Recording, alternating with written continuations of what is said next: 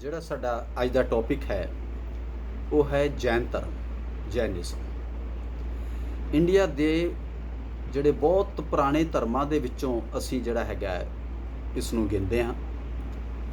ਔਰ ਜਦੋਂ ਅਸੀਂ ਜੈਨ ਧਰਮ ਦੀ ਗੱਲ ਕਰਦੇ ਹਾਂ ਤਾਂ ਇੱਕ ਜਿਸ ਮਹਾਪੁਰਸ਼ ਦਾ ਨਾਮ ਸਾਡੇ ਸਾਹਮਣੇ ਆਉਂਦਾ ਹੈ, ਜਿਨ੍ਹਾਂ ਦੇ ਨਾਮ ਤੋਂ ਅਸੀਂ ਕਹਿੰਦੇ ਵੀ ਸ਼ੁਰੂ ਹੋਇਆ। ਹਾਲਾਂਕਿ ਉਹਨਾਂ ਦਾ ਨਾਮ ਜਿਹੜਾ ਅਸਲੀ ਸੀਗਾ ਵਰਧਮਾਨ ਸੀ, ਮਹਾਵੀਰ ਜੈਨ। ਉਹ ਜੈਨ ਧਰਮ ਦੇ 24ਵੇਂ ਤੀਰਥੰਕਰ ਸਨ।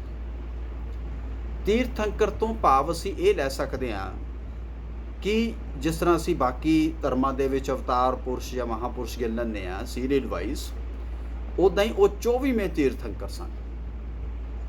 ਤਾਂ ਉੱਥੋਂ ਅਸੀਂ ਅੰਦਾਜ਼ਾ ਲਗਾ ਸਕਦੇ ਹਾਂ ਕਿ ਇਸ ਦੀ ਜਿਹੜੀ ਅਸਲੀ ਸ਼ੁਰੂਆਤ ਹੈ ਉਹ ਮਹਾਵੀਰ ਜੈਨ ਜਿਹੜੇ 24ਵੇਂ ਤੀਰਥੰਕਰ ਸੀ, ਉਹਨਾਂ ਤੋਂ ਪਹਿਲਾਂ ਜਿਹੜੇ 23 ਤੀਰਥੰਕਰ ਹੋਏ ਉਹ ਕਿੰਨੇ ਸਾਲ ਪੁਰਾਣੇ ਹੋ ਸਕਦੇ ਨੇ।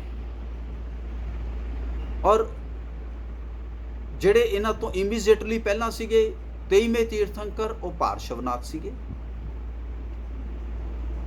ਔਰ ਉਹ ਮਹਾਵੀਰ ਜੈਨ ਤੋਂ ਈਵਨ 250 ਸਾਲ ਪਹਿਲਾਂ ਹੋਏ ਸੀ। ਇਸ ਕਰਕੇ ਬਹੁਤ ਪੁਰਾਣਾ ਇਹਨਾਂ ਦਾ ਅਸੀਂ ਇਤਿਹਾਸ ਜਿਹੜਾ ਹੈਗਾ ਉਸ ਨੂੰ ਅਸੀਂ ਮੰਨਦੇ ਹਾਂ। ਔਰ ਉਹਨਾਂ ਦੇ ਪਹਿਲੇ ਜਿਹੜੇ ਤੀਰਥੰਕਰ ਸੀ ਉਹਨਾਂ ਨੂੰ ਅਸੀਂ ਰਿਸ਼ਵਦੇਵ ਦੇ ਨਾਮ ਦੇ ਨਾਲ ਜਾਣਦੇ ਹਾਂ। ਤਾਂ ਇਸ ਤਰੀਕੇ ਦੇ ਨਾਲ ਅਸੀਂ ਕਹਿ ਸਕਦੇ ਹਾਂ ਜਿਹੜਾ ਜੈਨ ਧਰਮ ਹੈਗਾ ਉਹ ਮੋਸਟ ਐਂਸ਼ੀਐਂਟ ਰਿਲੀਜਨਸ ਆਫ ਇੰਡੀਆ ਦੇ ਵਿੱਚੋਂ ਇੱਕ ਗਿਣਿਆ ਜਾਂਦਾ ਹੈ। ਬੇਟਾ ਆਪਣੀ ਵੀਡੀਓਜ਼ ਔਨ ਕਰ ਲੈਣਾ। ਔਰ ਉਹਨਾਂ ਦੇ ਪਹਿਲੇ ਤੀਰਥੰਕਰ ਨੇ ਰਿਸ਼ਵਦੇਵ, 23ਵੇਂ ਤੀਰਥੰਕਰ ਨੇ ਪਾਰਸ਼ਵਨਾਥ ਔਰ 24ਵੇਂ ਤੀਰਥੰਕਰ ਨੇ ਮਹਾਵੀਰ ਜੈਨ। ਇਹ ਅਸੀਂ ਇਹਨਾਂ ਨੂੰ ਕਹਿੰਦੇ ਹਾਂ। ਔਰ ਕਿਉਂਕਿ ਇਸ ਧਰਮ ਦੀ ਜਿਹੜੀ ਪ੍ਰਫੁੱਲਤਾ ਹੈ ਔਰ ਪ੍ਰਮੁੱਖਤਾ ਹੈ ਉਹ ਮਹਾਵੀਰ ਜੈਨ ਤੋਂ ਸ਼ੁਰੂ ਹੁੰਦੀ ਹੈ, ਤਾਂ ਅਸੀਂ ਪਹਿਲਾਂ ਥੋੜ੍ਹਾ ਜਿਹਾ ਉਹਨਾਂ ਦਾ ਬਚਪਨ ਔਰ ਜੀਵਨ ਦੇਖਣ ਦੀ ਕੋਸ਼ਿਸ਼ ਕਰਨੀ ਹੈ ਕਿ ਉਹਨਾਂ ਦਾ ਜੀਵਨ ਔਰ ਬਚਪਨ ਕੀ ਸੀ। ਮਹਾਵੀਰ ਜੈਨ ਦੇ ਬਚਪਨ ਦਾ ਨਾਂ ਸੀ ਵਰਧਮਾਨ, ਪਿਤਾ ਦਾ ਨਾਂ ਸੀ ਸਿਧਾਰਥ, ਮਾਤਾ ਦਾ ਨਾਂ ਸੀ ਤ੍ਰਿਸ਼ਲਾ ਦੇਵੀ। ਖਸ਼ਤਰੀਏ ਜਾਤੀ ਦੇ ਨਾਲ ਉਹਨਾਂ ਦਾ ਸੰਬੰਧ ਸੀਗਾ ਔਰ ਉਹ ਇੱਕ ਕਬੀਲੇ ਦੇ ਮਾਲਕ ਸਨ। ਔਰ ਜਿਹੜੀ ਉਹ ਤ੍ਰਿਸ਼ਲਾ ਦੇਵੀ ਹੈ ਉਹ ਲਿਛਵੀ ਵੰਸ਼ ਦੇ ਸ਼ਾਸਕ ਚੇਤਕ ਦੀ ਭੈਣ ਸੀ, ਯਾਨੀ ਰਾਜੇ ਮਹਾਰਾਜਿਆਂ ਵਾਲਾ ਪਰਿਵਾਰ ਸੀਗਾ। ਔਰ ਮਹਾਵੀਰ ਜੈਨ ਜਿਨ੍ਹਾਂ ਦੇ ਬਚਪਨ ਦਾ ਨਾਂ ਸੀ ਵਰਧਮਾਨ, ਅਸੀਂ ਉਹਨਾਂ ਦਾ ਜਿਹੜਾ ਜਨਮ ਗਿਣਦੇ ਹਾਂ ਉਹ 599 ਈਸਾ ਪੂਰਵ ਤੋਂ ਗਿਣਦੇ ਹਾਂ। ਔਰ ਕਈ ਇਤਿਹਾਸਕਾਰ ਜਿਹੜਾ ਉਹਨਾਂ ਦਾ ਜਨਮ ਹੈ ਉਹ 540 ਈਸਾ ਪੂਰਵ ਤੋਂ ਵੀ ਗਿਣਦੇ ਨੇ। ਤਾਂ ਯਾਨੀ ਦੋ ਤਰ੍ਹਾਂ ਦੇ ਵਿਊ ਪੁਆਇੰਟਸ ਨੇ, ਲੇਕਿਨ ਅਸੀਂ ਕਹਿ ਸਕਦੇ ਹਾਂ ਕਿ 6ਵੀਂ ਸਦੀ ਈਸਾ ਪੂਰਵ ਦੇ ਵਿੱਚ ਉਹਨਾਂ ਦਾ ਜਨਮ ਹੋਇਆ। 6ਵੀਂ ਸਦੀ ਈਸਾ ਪੂਰਵ ਦੇ ਵਿੱਚ। ਔਰ ਜਦੋਂ ਉਹਨਾਂ ਦੇ ਕਿਉਂਕਿ ਰਾਜ ਪਰਿਵਾਰ ਨਾਲ ਸੰਬੰਧਿਤ ਸੀਗਾ, ਸਾਰਾ ਉਹਨਾਂ ਦਾ ਪਾਲਣ ਪੋਸ਼ਣ ਉਸ ਢੰਗ ਦਾ ਹੋਇਆ, ਉਹਨਾਂ ਦੀ ਸਿੱਖਿਆ ਉਸ ਢੰਗ ਦੇ ਨਾਲ ਅਰੇਂਜ ਕੀਤੀ ਗਈ। ਔਰ ਜਦੋਂ ਥੋੜ੍ਹਾ ਬੜੇ ਹੋਏ ਤਾਂ ਉਹਨਾਂ ਦੀ ਜਿਹੜੀ ਸ਼ਾਦੀ ਹੈ ਉਹ ਯਸ਼ੋਧਰਾ ਦੇ ਨਾਲ ਕੀਤੀ ਗਈ। ਉਹ ਵੀ ਇੱਕ ਰਾਜਕੁਮਾਰੀ ਸੀ। ਹਾਲਾਂਕਿ ਉਸ ਵੇਲੇ ਉਹਨਾਂ ਦੀ ਕਿੰਨੀ ਉਮਰ ਸੀ ਉਹਦੇ ਲਈ ਕੋਈ ਠੋਸ ਜਾਣਕਾਰੀਆਂ ਸਾਨੂੰ ਨਹੀਂ ਮਿਲਦੀਆਂ, ਲੇਕਿਨ ਇਹ ਪਤਾ ਲੱਗਦਾ ਕਿ ਬਾਅਦ ਦੇ ਵਿੱਚ ਉਹਨਾਂ ਦੇ ਘਰ ਇੱਕ ਬੇਟੀ ਨੇ ਜਨਮ ਲਿਆ। तो महावीर जैन यानी वर्धमान बचपन तो ही जड़े सीगे वो धार्मिक प्रवृत्ति के व्यक्ति सन। और शादी तो बाद जदों उन्हां दे माता पिता की मौत हो गई तो उन्हां दा मन थोड़ा जिहा इस तो उचेट होया। तो उन्होंने जिहड़ा हैगा अपने जिहड़े वड्डे लोग सन उन्हां तो इजाजत लैके जिहड़ा हैगा गृहस्थ जीवन नूं त्याग के जंगलों च जाके सच्चाई नूं लभण की जिहड़ी हैगी है कोशिश करनी शुरू की। उस गल की इजाजत लई और उन्होंने इस पासे अपना ध्यान लगाया। और काफ़ी वड्डी तपस्या तो बाद, काफ़ी लंबी तपस्या तो बाद इतिहासकार कहते भी 30 साल की उम्र दे विच उन्होंने घर-बार त्याग दिता सी। और लगभग 12.5 साल की तपस्या तो बाद कहते भी उन्होंने ज्ञान की प्राप्ति हुई, ज्ञान प्राप्त होया। और क्या जान लग्या कि वो अपने आप महावीर उस तो बाद वो कहलवान लगे। महावीर का मतलब है जेतू, विजयी, जिन्हें अपन इंद्रियां तो ਉੱਤੇ ਜਿੱਤ ਪ੍ਰਾਪਤ ਕਰ ਲਈ ਹੈ, ਗਿਆਨ ਪ੍ਰਾਪਤੀ ਜਿਸਨੇ ਕਰ ਲਈ ਹੈ। ਤੇ ਉੱਥੋਂ ਦੀ ਉਹਨਾਂ ਦਾ ਨਾਮ ਜਿਹੜਾ ਮਹਾਵੀਰ ਜਿਹੜਾ ਹੈ ਪ੍ਰਚਲਿਤ ਹੋਇਆ। ਔਰ ਉਸ ਸਮੇਂ ਉਹਨਾਂ ਦੀ ਜਿਹੜੀ ਉਮਰ ਸੀ ਉਹ 42 ਈਅਰਸ ਦੇ ਕਰੀਬ ਉਹਨਾਂ ਦੀ ਉਮਰ ਸੀ। ਔਰ ਉਸ ਤੋਂ ਬਾਅਦ ਫਿਰ ਉਹਨਾਂ ਨੇ ਆਪਣਾ ਸਾਰਾ ਜੀਵਨ ਜਿਹੜਾ ਹੈਗਾ ਉਹ ਉਸ ਧਰਮ ਦੇ ਪ੍ਰਚਾਰ ਦੇ ਵਿੱਚ ਜਿਹੜਾ ਹੈ ਬਤੀਤ ਕੀਤਾ ਔਰ ਇਸ ਦਿਸ਼ਾ ਦੇ ਵਿੱਚ ਉਹਨਾਂ ਨੇ ਕੰਮ ਕੀਤਾ। ਔਰ ਜਦੋਂ ਅਸੀਂ ਇਹਨਾਂ ਨੂੰ ਕਹਿੰਦੇ ਹਾਂ ਕਿ ਅਗਰ ਅਸੀਂ ਉਸ ਹਿਸਾਬ ਦੇ ਨਾਲ ਬੇਟਾ ਇਹਨਾਂ ਦੀ ਲਿਖ ਸਕਦੇ ਹਾਂ ਵੀ ਕਦੋਂ ਉਹਨਾਂ ਦੀ ਗਿਆਨ ਦੀ ਪ੍ਰਾਪਤੀ ਹੋਈ, ਜਦੋਂ ਅਸੀਂ ਉਹਨਾਂ ਦਾ ਅਗਰ 540 ਗਿਣਦੇ ਹਾਂ ਤਾਂ ਉਸ ਹਿਸਾਬ ਨਾਲ ਗਿਣਿਆ ਜਾਏਗਾ, ਅਗਰ 599 ਗਿਣਦੇ ਹਾਂ ਤਾਂ ਉਸ ਹਿਸਾਬ ਦੇ ਨਾਲ ਉਹਨਾਂ ਦੀ 42 ਸਾਲ ਦੀ ਉਮਰ ਦੇ ਵਿੱਚ ਅਸੀਂ ਗਿਆਨ ਦੀ ਪ੍ਰਾਪਤੀ ਦਾ ਮੈਂਸ਼ਨ ਕਰਾਂਗੇ। ਔਰ 72 ਸਾਲ ਦੀ ਲਗਭਗ ਯਾਨੀ 30 ਸਾਲ ਉਹਨਾਂ ਨੇ ਲੋਕਾਂ ਨੂੰ ਉਪਦੇਸ਼ ਦਿੱਤੇ ਔਰ 30 ਸਾਲਾਂ ਤੋਂ ਬਾਅਦ ਉਹਨਾਂ ਨੇ ਆਪਣਾ ਸਰੀਰ ਛੱਡ ਦਿੱਤਾ। ਔਰ ਜੈਨ ਧਰਮ ਦੇ ਮੁਤਾਬਿਕ ਅਸੀਂ ਜਦੋਂ ਉਸ ਨੂੰ ਲਿਖਦੇ ਹਾਂ ਤਾਂ ਉਹਨੂੰ ਅਸੀਂ ਕਹਿ ਦਿੰਦੇ ਹਾਂ ਕਿ ਨਿਰਵਾਣ ਦੀ ਪ੍ਰਾਪਤੀ। ਜਿੱਦਾਂ ਅਸੀਂ ਜਦੋਂ ਬੁੱਧਿਜ਼ਮ ਪੜਾਂਗੇ ਤਾਂ ਉਹਦੇ 'ਚ ਕਵਾਂਗੇ ਕਵਲਿਆ ਦੀ ਪ੍ਰਾਪਤੀ। ਠੀਕ ਹੈ, ਆਪਣੇ ਆਪ ਨੂੰ ਸਰੀਰ ਨੂੰ ਖਤਮ ਹੋ ਜਾਣਾ ਔਰ ਆਤਮਾ ਦਾ ਪਰਮਾਤਮਾ 'ਚ ਲੀਨ ਹੋ ਜਾਣਾ। ਹਾਲਾਂਕਿ ਅਲੱਗ-ਅਲੱਗ ਧਰਮ ਦੇ ਵਿੱਚ ਇਸ ਤਰੀਕੇ ਦੇ ਅਲੱਗ-ਅਲੱਗ ਕਨਸੈਪਟ ਨੇ, ਲੇਕਿਨ ਅਸੀਂ ਉਹਨੂੰ ਇਸ ਢੰਗ ਦੇ ਨਾਲ ਸਮਝ ਸਕਦੇ ਹੈਗੇ। ਜਿਹੜੇ ਪਾਰਸ਼ਵਨਾਥ ਸੀਗੇ, ਉਰੇ ਇੱਕ ਚੀਜ਼ ਹੋਰ ਧਿਆਨ 'ਚ ਰੱਖਣੀ ਹੈ, ਉਹਨਾਂ ਨੇ 4 ਉਪਦੇਸ਼ ਦਿੱਤੇ ਸਨ, ਯਾਨੀ 4 ਮੇਨ ਚੀਜ਼ਾਂ ਤੇ ਫੋਕਸ ਕਰਨ ਨੂੰ ਉਹਨਾਂ ਨੇ ਕਿਹਾ ਸੀ। ਜਿਵੇਂ ਪਹਿਲਾਂ ਉਹਨਾਂ ਨੇ ਕਿਹਾ ਸੀਗਾ ਕਿ ਉਹਨਾਂ ਨੇ ਹਮੇਸ਼ਾ ਸੱਚਾ ਤੇ ਸਾਦਾ ਜੀਵਨ ਬਤੀਤ ਕਰੋ। ਇਹ ਗੱਲ ਪਾਰਸ਼ਵਨਾਥ ਨੇ ਬੜੀ ਇੰਪੋਰਟੈਂਟਲੀ ਕਹੀ। ਦੂਸਰਾ ਉਹਨਾਂ ਨੇ ਕਿਹਾ ਸੀ ਕਿ ਤੁਸੀਂ ਕਦੇ ਝੂਠ ਨਹੀਂ ਬੋਲਣਾ। ਤੀਸਰਾ ਉਹਨਾਂ ਨੇ ਕਿਹਾ ਸੀਗਾ ਕਿ ਉਹ ਚੀਜ਼ਾਂ ਨਾ ਲਵੋ ਜੋ ਤੁਹਾਨੂੰ ਖੁਸ਼ੀ ਨਾਲ ਨਹੀਂ ਦਿੱਤੀਆਂ ਜਾ ਰਹੀਆਂ, ਯਾਨੀ ਕਿਸੇ ਤੋਂ ਮਜਬੂਰ ਕਰਕੇ ਕੋਈ ਚੀਜ਼ ਨਹੀਂ ਲੈਣੀ। ਚੌਥਾ ਉਹਨਾਂ ਨੇ ਕਿਹਾ ਸੀਗਾ ਕਿ ਅਹਿੰਸਾ ਦੇ ਵਿੱਚ ਵਿਸ਼ਵਾਸ ਰੱਖਣਾ ਹੈ। ਔਰ ਉਹਦੇ ਵਿੱਚ ਬਾਅਦ ਦੇ ਵਿੱਚ ਜਿਹੜਾ ਹੈਗਾ ਮਹਾਵੀਰ ਜੈਨ ਨੇ ਉਹਦੇ 'ਚ ਅਗਲੀਆਂ ਕੁਝ ਚੀਜ਼ਾਂ ਜਿਹੜੀਆਂ ਸੀਗੀਆਂ ਉਹ ਜੋੜੀਆਂ, ਕਿ ਜਿੱਦਾਂ ਅਪਰਿਗ੍ਰਹਿ ਦੀ ਗੱਲ ਕੀਤੀ ਵੀ ਜੋ ਪਰਾਈ ਚੀਜ਼ ਹੈ ਉਹਨੂੰ ਤੁਸੀਂ ਨਹੀਂ ਲੈਣਾ ਔਰ ਉਹਦੇ ਤੇ ਕੋਈ ਆਪਣਾ ਅਧਿਕਾਰ ਸਥਾਪਿਤ ਨਹੀਂ ਕਰਨਾ। ਔਰ ਉਸ ਨੂੰ ਅਸੀਂ ਜਦੋਂ ਇਹ ਬੇਟਾ ਦੇਖਣ ਦੀ ਪਹਿਲਾਂ ਕੋਸ਼ਿਸ਼ ਕਰਨੀ ਹੈ ਜੈਨ ਧਰਮ ਦੀਆਂ ਸਿੱਖਿਆਵਾਂ ਪੜ੍ਹਨ ਤੋਂ ਪਹਿਲਾਂ, ਕਿ ਜਦੋਂ ਜੈਨ ਧਰਮ ਆਂਦਾ ਹੈ ਜਾਂ ਯਾਨੀ ਜਦੋਂ ਇਹਨਾਂ ਸਿੱਖਿਆਵਾਂ ਦਾ ਪ੍ਰਚਾਰ ਸ਼ੁਰੂ ਕੀਤਾ ਜਾਂਦਾ ਹੈ ਤਾਂ ਉਦੋਂ ਹਾਲਾਤ ਕੀ ਨੇ। ਇਸ ਚੀਜ਼ ਨੂੰ ਸਮਝਣ ਲਈ ਸਾਨੂੰ ਇਹ ਗੱਲ ਸਮਝਣੀ ਪੈਣੀ ਹੈ ਕਿ ਹਰ ਇੱਕ ਵਿਚਾਰ ਦੇ 2 ਐਸਪੈਕਟ ਹੁੰਦੇ ਆ। ਇੱਕ ਐਸਪੈਕਟ ਹੁੰਦਾ ਜਿਹਨੂੰ ਅਸੀਂ ਕਹਿ ਦਿੰਦੇ ਹਾਂ ਯੂਨੀਵਰਸਲ ਲੌਂਗ ਟਰਮ। ਜਿਵੇਂ ਬੇਟਾ ਅਸੀਂ ਕਹਿ ਦਿੰਦੇ ਹਾਂ ਵੀ ਸਦਾ ਸੱਚ ਬੋਲੋ। ਇਹ ਅੱਜ ਤੋਂ ਹਜ਼ਾਰਾਂ ਸਾਲ ਪਹਿਲਾਂ ਵੀ ਸੰਤ ਮਹਾਂਪੁਰਸ਼ ਕਹਿੰਦੇ ਸੀ, ਅੱਜ ਵੀ ਕਹਿੰਦੇ ਆ ਔਰ ਹਜ਼ਾਰਾਂ ਸਾਲ ਬਾਅਦ ਵੀ ਕਹਿਣਗੇ, ਲੇਕਿਨ ਉਹਦਾ ਸੰਦਰਭ ਬਦਲ ਜਾਂਦਾ ਹੈ। ਇਹ ਇੱਕ ਚੀਜ਼ਾਂ ਹੁੰਦੀਆਂ ਯੂਨੀਵਰਸਲ ਜਿਹੜੀਆਂ ਲੌਂਗ ਟਰਮ ਚੱਲਦੀਆਂ, ਜਿਹਨੂੰ ਤੁਸੀਂ ਕਦੇ ਵੀ ਕੋਈ ਸਮਾਂ ਆ ਜਾਏ, ਕਲਯੁਗ ਆ ਜਾਏ, ਦੁਆਪਰ ਆ ਜਾਏ, ਸਤਯੁਗ ਆ ਜਾਏ, ਚੰਗਾ ਆ ਜਾਏ, ਮਾੜਾ ਆ ਜਾਏ, ਉਹਨਾਂ ਚੀਜ਼ਾਂ ਦੇ ਵਿੱਚ ਫਰਕ ਨਹੀਂ ਪੈਂਦਾ। ਪਰ ਕੁਝ ਚੀਜ਼ਾਂ ਹੁੰਦੀਆਂ ਨੇ ਜਿਹੜੀਆਂ ਸਰਕਮਸਟੈਂਸ਼ੀਅਲੀ ਨਿਕਲਦੀਆਂ ਨੇ। ਜਿਵੇਂ ਐਗਜ਼ਾਮਪਲ ਦੇ ਤੌਰ ਦੇ ਉੱਤੇ ਬੇਟਾ ਅੱਜ ਸਾਡੇ ਕੋਲੇ ਬਿਜਲੀ ਹੈ ਤੇ ਸਾਡੇ ਕੋਲੇ 에ਅਰ ਕੰਡੀਸ਼ਨਰਸ ਨੇ। ਹੁਣ ਉਹ 에ਅਰ ਕੰਡੀਸ਼ਨਰਸ ਅੱਜ ਦੇ ਦੌਰ ਦੀ ਇੱਕ ਫੈਸਿਲਿਟੀ ਹੈ, ਪਰ ਅੱਜ ਤੋਂ 100 ਸਾਲ ਪਹਿਲਾਂ ਇਹ ਫੈਸਿਲਿਟੀ ਨਹੀਂ ਸੀ।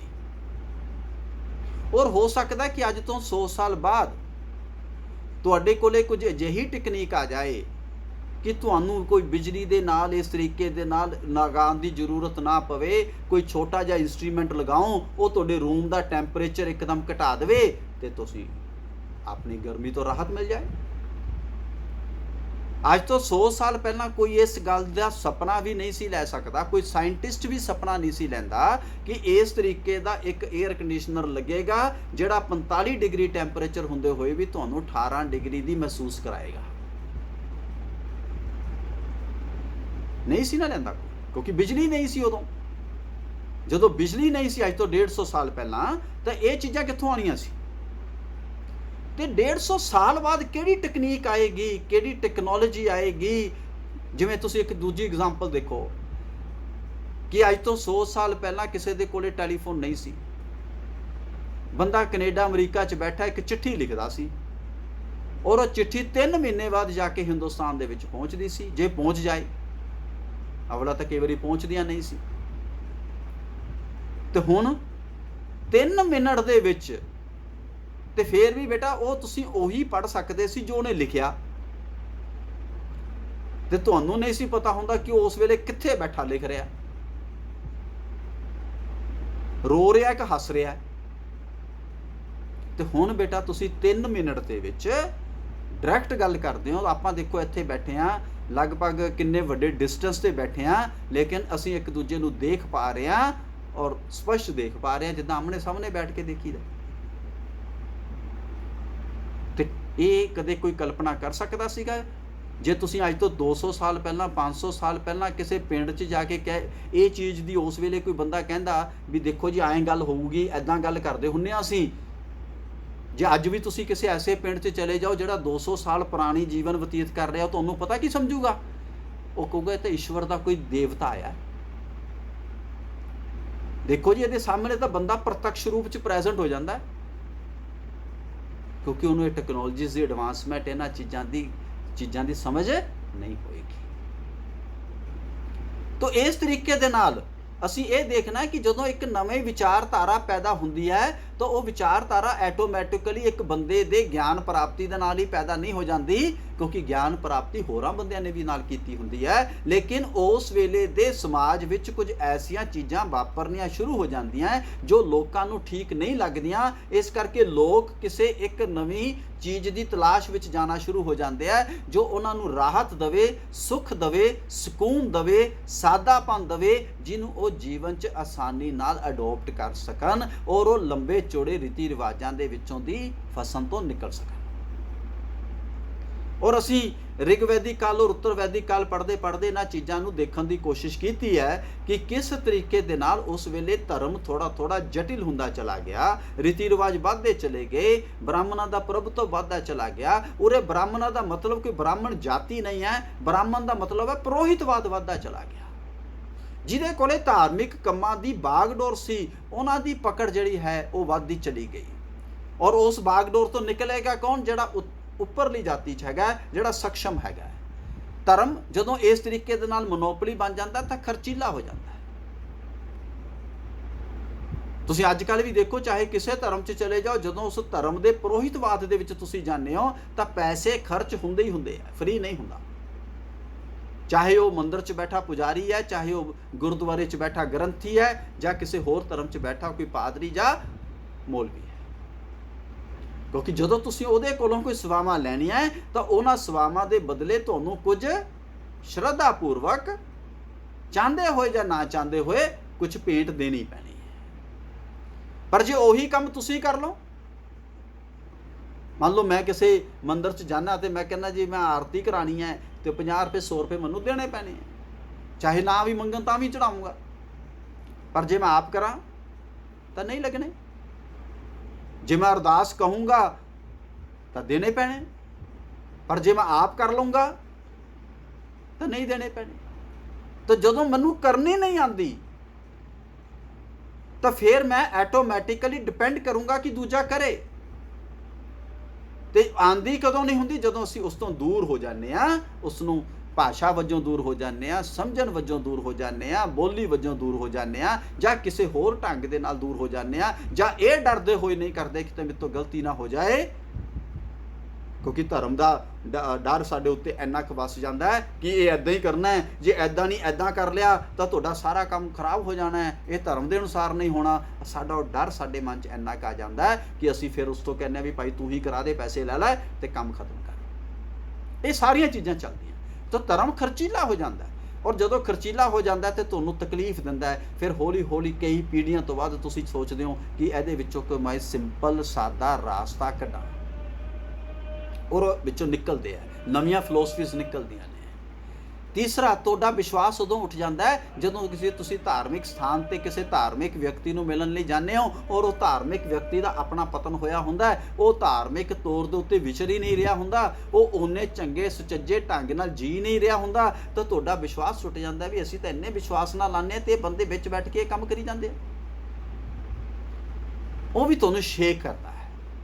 ਔਰ ਫਿਰ ਜਦੋਂ ਤੁਸੀਂ ਸਮਾਜ ਵਿੱਚ ਵਿਚਰਦੇ ਹੋ, ਜਦੋਂ ਕੁਝ ਕੁਪ੍ਰਥਾਵਾਂ ਜਿਵੇਂ ਜਾਤੀ ਪ੍ਰਥਾ ਆ ਗਈ, ਆਪਸੀ ਭੇਦਭਾਵ ਆ ਗਈ, ਊਚ ਨੀਚ ਦਾ ਵਿਵਹਾਰ ਆ ਗਿਆ, ਤੇ ਜਿਸ ਦੇ ਨਾਲ ਵਿਵਹਾਰ ਬਰਾਬਰ ਨਹੀਂ ਹੁੰਦਾ, ਬਰਾਬਰ ਨਹੀਂ ਹੁੰਦਾ, ਉਹ ਆਪਣੀ ਬਰਾਬਰੀ ਦੀ ਤਲਾਸ਼ ਕਿਤੇ ਹੋਰ ਲੱਭਣੀ ਸ਼ੁਰੂ ਕਰਦਾ ਹੈ ਤਾਂ ਕਿ ਮੈਨੂੰ ਬਰਾਬਰੀ ਦਾ ਸਥਾਨ ਪ੍ਰਾਪਤ ਹੋ ਸਕੇ।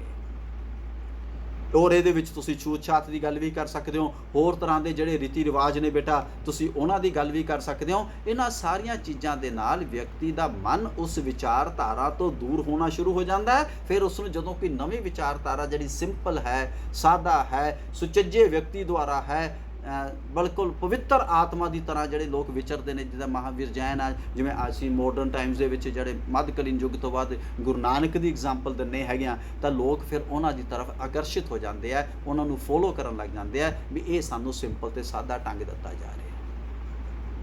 ਔਰ ਮੈਂ ਇੱਦਾਂ ਜਿਵੇਂ ਤੁਹਾਨੂੰ ਪਹਿਲਾਂ ਵੀ ਗੱਲ ਦੱਸੀ ਹੈ ਕਿ ਤੁਹਾਡੀ ਜਦੋਂ ਭਾਸ਼ਾ ਕਠਿਨ ਹੋ ਜਾਂਦੀ ਹੈ, ਤੁਸੀਂ ਸਮਝ ਨਹੀਂ ਪਾਉਂਦੇ, ਉਹ ਸਾਰੀਆਂ ਚੀਜ਼ਾਂ ਇਹਦੇ ਨਾਲ ਜੁੜੀਆਂ ਹੋਈਆਂ ਨੇ।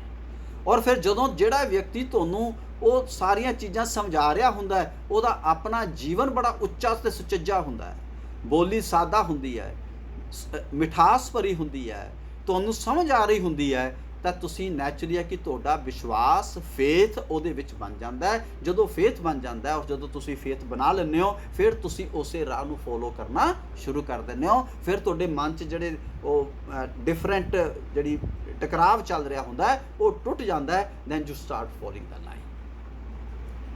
ਪਰ ਉਹਦੇ ਲਈ ਜ਼ਰੂਰੀ ਹੈ ਕਿ ਤੁਸੀਂ ਉਸ ਟਕਰਾਵ ਤੋਂ ਬਾਹਰ ਆਉਣ ਦੇ ਲਈ ਉਹ ਸਿੰਪਲ ਸਾਦਾ ਸਮਝ ਆਉਣ ਵਾਲੀਆਂ ਚੀਜ਼ਾਂ ਤੁਹਾਡੇ ਸਾਹਮਣੇ ਆਉਂਦੀਆਂ ਹੋਣ, ਜਿਹਦੇ 'ਚ ਖਰਚੀਲਾਪਨ ਨਾ ਹੋਏ, ਜਿਹਦੇ 'ਚ ਗੁੰਝਲਦਾਰੀਆਂ ਨਾ ਹੋਣ, ਜਿਹਦੇ 'ਚ ਜਟਲਤਾ ਨਾ ਹੋਏ, ਜਿਹਦੇ 'ਚ ਸਾਰੀ ਚੀਜ਼ ਆਸਾਨੀ ਨਾਲ ਆਪਣੀ ਰੋਜ਼ਾਨਾ ਜ਼ਿੰਦਗੀ ਨੂੰ ਬਤੀਤ ਕਰਦੇ ਹੋਏ ਅਸੀਂ ਫੋਲੋ ਕਰ ਸਕਦੇ ਹੋਈਏ। ਇਹ ਚੀਜ਼ਾਂ ਉਹਦੇ ਵਿੱਚ ਸਮਝ ਆਉਂਦੀਆਂ ਹੋਣ। ਠੀਕ ਹੈ। ਉਸ ਤੋਂ ਬਾਅਦ ਇਹ ਕਿਸ ਤਰੀਕੇ ਦੇ ਨਾਲ ਅੱਗੇ ਫੈਲਿਆ ਔਰ ਵੱਡੇ ਵੱਡੇ ਲੋਕ ਇਹਦੇ ਵਿੱਚ ਸ਼ਾਮਲ ਹੋਏ, ਉਹਨੂੰ ਅਸੀਂ ਇੱਕ ਲੇਟਰ ਸਟੇਜ ਤੇ ਪੜਾਂਗੇ। ਹਾਲਾਂਕਿ ਤੁਹਾਡੀ ਕਿਤਾਬ ਦੇ ਵਿੱਚ ਸ਼ੁਰੂ ਦੇ ਵਿੱਚ ਦਿੱਤਾ ਹੋਇਆ, ਲੇਕਿਨ ਉਹਦੀ ਹਜੇ ਇੱਥੇ ਜਾਣਨ ਜ਼ਰੂਰਤ ਨਹੀਂ ਹੈ। ਔਰ ਹਜੇ ਅਸੀਂ ਸਿਰਫ ਉਹਦੀ ਪਹਿਲਾਂ ਅਵਸਥਾ ਨੂੰ ਦੇਖਣਾ ਹੈਗਾ। ਇਹ ਤਾਂ ਸੀਗਾ ਕਿ ਧਰਮ ਦੇ ਵਿੱਚ ਜੋ ਚੇਂਜਿਸ ਉਸ ਵੇਲੇ ਆ ਰਹੀਆਂ ਸੀਗੀਆਂ, ਤਾਂ ਉਹਨਾਂ ਦੇ ਅਨੁਸਾਰ ਉਸ ਵੇਲੇ ਦੀ ਦਿਸ਼ਾਵਾਂ ਕੀ ਸਨ। ਇੱਦਾਂ ਹੀ ਜਦੋਂ ਅਸੀਂ ਦੇਖਦੇ ਹਾਂ ਕਿ ਉਸ ਵੇਲੇ ਦੀ ਆਰਥਿਕ ਪਰਿਸਥਿਤੀਆਂ ਕੀ ਬਣੀਆਂ, ਅਸੀਂ ਆਰਥਿਕ ਪਰਿਸਥਿਤੀਆਂ 'ਚ ਕਹਿ ਚੁੱਕੇ ਹਾਂ ਕਿ ਖੇਤੀਬਾੜੀ ਸਿਸਟਮ ਤੋਂ ਹੁਣ ਥੋੜ੍ਹਾ ਜਿਹਾ ਸ਼ਹਿਰਾਂ ਵਾਲੇ ਪਾਸੇ ਨੂੰ ਰੁਝਾਨ ਹੋ ਚੁੱਕਾ ਸੀ। ਨਵੇਂ-ਨਵੇਂ ਸ਼ਹਿਰ ਬਣਨੇ ਸ਼ੁਰੂ ਹੋ ਚੁੱਕੇ ਸਨ, ਖੇਤੀਬਾੜੀ ਵਿਕਸਿਤ ਹੋਣ ਲੱਗ ਚੁੱਕੀ ਸੀ। ਜੁਆਇੰਟ ਫੈਮਿਲੀ ਸਿਸਟਮ ਦੇ ਨਾਲ ਜਿਹੜੀ ਕਹਿ ਲਓ ਤੁਸੀਂ ਵੀ ਜ਼ਮੀਨ ਸੀਗੀ, ਉਹ ਇੱਕ ਵੱਡੇ ਪੱਧਰ ਦੇ ਉੱਤੇ ਇੱਕ ਫੈਮਿਲੀ ਦੇ ਕੋਲੇ ਹੁੰਦੀ ਸੀ। ਬਾਅਦ ਦੇ ਵਿੱਚ ਜਦੋਂ ਜੁਆਇੰਟ ਫੈਮਿਲੀ ਸਿਸਟਮ ਤੋਂ ਅਲੱਗ ਥੋੜ੍ਹਾ ਜਿਹਾ ਹੁੰਦੇ ਆ, ਤਾਂ ਫਿਰ ਜ਼ਮੀਨ ਦੀ ਵੰਡ ਵੀ ਜਿਹੜੀ ਹੈ ਉਹ ਸ਼ੁਰੂ ਹੋ ਜਾਂਦੀ ਹੈ। ਇੱਦਾਂ ਹੀ ਜਦੋਂ ਜ਼ਮੀਨਾਂ ਦੇ ਨਾਲ ਖੇਤੀਬਾੜੀ ਦੇ ਨਾਲ ਦੂਜਾ ਕਿੱਤਾ ਬੜਾ ਇੰਪੋਰਟੈਂਟ ਜੁੜਿਆ ਹੋਇਆ, ਹਮੇਸ਼ਾ ਹੀ ਲਿਖਣਾ ਹੋ, ਕੋਈ ਟੌਪਿਕ ਆ ਜਾਏ ਉਹਦੇ ਤੋਂ ਬੇਟਾ ਤੁਸੀਂ ਭੱਜਣਾ, ਮਤਲਬ ਕਿ ਅਲੱਗ ਨਹੀਂ ਸੋਚਣਾ ਵੀ ਇਹ ਹੈਗਾ ਜਾਂ ਨਹੀਂ, ਉਹ ਹੈਗਾ ਹੀ ਹੈਗਾ। ਉਹ ਹੈ ਬੇਟਾ ਪਸ਼ੂ ਪਾਲਣ। ਖੇਤੀਬਾੜੀ ਤੇ ਪਸ਼ੂ ਪਾਲਣ ਨੂੰ ਤੁਸੀਂ ਵੱਖਰਾ ਨਹੀਂ ਕਰ ਸਕਦੇ। ਹਾਲਾਂਕਿ ਅੱਜ ਦੇ ਸਮੇਂ ਦੇ ਵਿੱਚ ਪਸ਼ੂ ਪਾਲਣ ਇੱਕ ਆਪਣੇ ਆਪ ਦੇ ਵਿੱਚ ਵੱਡਾ ਕਿੱਤਾ ਬਣ ਚੁੱਕਾ ਹੈ। ਸ਼ਹਿਰਾਂ ਦੇ ਵਿੱਚ ਵੀ ਤੁਸੀਂ ਦੇਖਦੇ ਹੋ, ਔਰ ਈਵਨ ਜ਼ਿਆਦਾ ਸ਼ਹਿਰਾਂ ਵਿੱਚ ਹੀ ਹੋ ਗਿਆ ਕਿ ਡੈਰੀਆਂ ਬਣ ਗਈਆਂ ਨੇ, ਪਸ਼ੂਆਂ ਦੇ ਲਈ ਅਲੱਗ ਸਥਾਨ ਬਣ ਗਏ ਨੇ ਜਿੱਥੇ ਮੱਝਾਂ ਗਾਵਾਂ ਨੂੰ ਰੱਖਿਆ ਜਾਂਦਾ ਹੈ, ਔਰ ਵੱਡੀਆਂ ਵੱਡੀਆਂ ਡੈਰੀਆਂ ਨੇ, ਔਰ ਕਈਆਂ ਦੇ ਤਾਂ ਆਪਣੇ ਡੈਰੀ ਫਾਰਮਸ ਨੇ। ਇੱਕ ਇਸ ਤਰੀਕੇ ਦਾ ਕਨਸੈਪਟ ਵੀ ਹੈ। ਲੇਕਿਨ ਪੁਰਾਣੇ ਸਮੇਂ ਦੇ ਵਿੱਚ ਪਸ਼ੂ ਹੁੰਦੇ ਹੀ ਹੁੰਦੇ ਸੀ ਔਰ ਪਸ਼ੂ ਪਾਲੇ ਜਾਂਦੇ ਸੀ। ਪਿੰਡ ਦੇ ਵਿੱਚ ਵੀ ਸੀ, ਲਗਭਗ ਹਰ ਸੰਪੰਨ ਪਰਿਵਾਰ ਦੇ ਕੋਲੇ ਆਪਣਾ ਪਸ਼ੂ ਪਾਲਿਆ ਜਾਂਦਾ ਸੀ। ਜਿਹਨੇ ਖੇਤੀ ਕਰਨੀ ਉਹਦੇ ਕੋਲੇ ਬੈਲ ਹੋਣੇ ਆ, ਜਿਹਦੇ ਕੋਲੇ ਬੈਲ ਆ ਬੇਟੇ ਉੱਥੇ ਗਾਵਾਂ ਵੀ ਪੈਦਾ ਹੋਣੀਆਂ ਨੇ। ਜਦੋਂ ਗਾਵਾਂ ਪੈਦਾ ਹੋਣੀਆਂ ਤੇ ਗਾਵਾਂ ਦਾ ਪਾਲਣ ਪੋਸ਼ਣ ਵੀ ਹੋਣਾ, ਦੁੱਧ ਤੋਂ ਹੀ ਲੈਣਾ। ਇਹ ਇੱਕ ਸੁਭਾਵਿਕ ਸੀ। ਔਰ ਇਸੇ ਕਰਕੇ ਪ੍ਰਾਚੀਨ ਭਾਰਤ ਦੇ ਵਿੱਚ ਗਾਂ ਨੂੰ ਪੂਜਿਆ ਜਾਂਦਾ ਸੀ। ਜਦੋਂ ਬਹੁਤ ਪੁਰਾਣੇ ਸਮੇਂ 'ਚ ਚਲੇ ਜਾਂਦੇ ਆ, ਸ਼ੁਰੂਆਤੀ ਦੌਰ 'ਚ ਉਦੋਂ ਨਹੀਂ ਸੀ, ਲੇਕਿਨ ਜਦੋਂ ਉਹਨਾਂ ਨੂੰ ਸਮਝ ਆਇਆ ਕਿ ਗਾਂ ਤਾਂ ਬੜੀ ਇੰਪੋਰਟੈਂਟ ਚੀਜ਼ ਹੈ, ਗਾਂ ਤੋਂ ਤਾਂ ਸਾਨੂੰ ਸਾਰੀ ਜ਼ਿੰਦਗੀ ਦੀ ਖੁਰਾਕ ਮਿਲਦੀ ਹੈ। ਦੁੱਧ ਮਿਲਦਾ, ਦੁੱਧ ਤੋਂ ਘਿਓ ਮਿਲਦਾ, ਘਿਓ ਤੋਂ ਮੱਖਣ ਮਿਲਦਾ, ਮੱਖਣ ਤੋਂ ਪਨੀਰ, ਉਸ ਤੋਂ ਅਲੱਗ ਤੌਰ ਦੇ ਉੱਤੇ ਤੁਹਾਨੂੰ ਪਨੀਰ ਮਿਲਦਾ, ਉਸ ਤੋਂ ਦਹੀਂ ਮਿਲਦਾ, ਔਰ ਉਸ ਤੋਂ ਬਾਅਦ ਤੁਹਾਨੂੰ ਜਿਹੜੀ ਹੈ ਗੇਹੂੰ ਉਹਦੇ ਗਾਂ ਦੀਆਂ ਬਹੁਤ ਸਾਰੀਆਂ ਯੂਟਿਲਿਟੀਜ਼ ਨੇ। ਫਿਰ ਗਾਂ ਦੇ ਜਿਹੜੇ ਬਛੜੇ ਪੈਦਾ ਹੁੰਦੇ ਆ ਤੁਹਾਡੇ ਲਈ ਬੈਲ ਬਣ ਕੇ ਖੇਤਾਂ 'ਚ ਕੰਮ ਕਰਦੇ ਆ, ਤੇ ਗਾਂ ਤਾਂ ਉਹਨਾਂ ਨੂੰ ਲੱਗਿਆ ਕਿ ਹੀਰਾ ਹੈ, ਔਰ ਇਸ ਕਰਕੇ ਉਹਨਾਂ ਨੇ ਕਿਹਾ ਵੀ ਗਾਂ ਨਹੀਂ ਮਾਰਨੀ। ਗਾਂ ਨੂੰ ਪੂਜਿਆ ਜਾਣ ਲੱਗ ਗਿਆ। ਕਿਉਂ? ਕਿਉਂਕਿ ਗਾਂ ਉਹਨਾਂ ਦੇ ਸਿਰਫ ਜ਼ਿੰਦਗੀ 'ਚ ਮਹੱਤਵ ਨਹੀਂ ਸੀ ਰੱਖਦੀ, ਉਹਨਾਂ ਦੀ ਪੂਰੀ ਆਰਥਿਕ ਵਿਵਸਥਾ ਨੂੰ ਵੀ ਜੋੜ ਰਹੀ ਸੀ।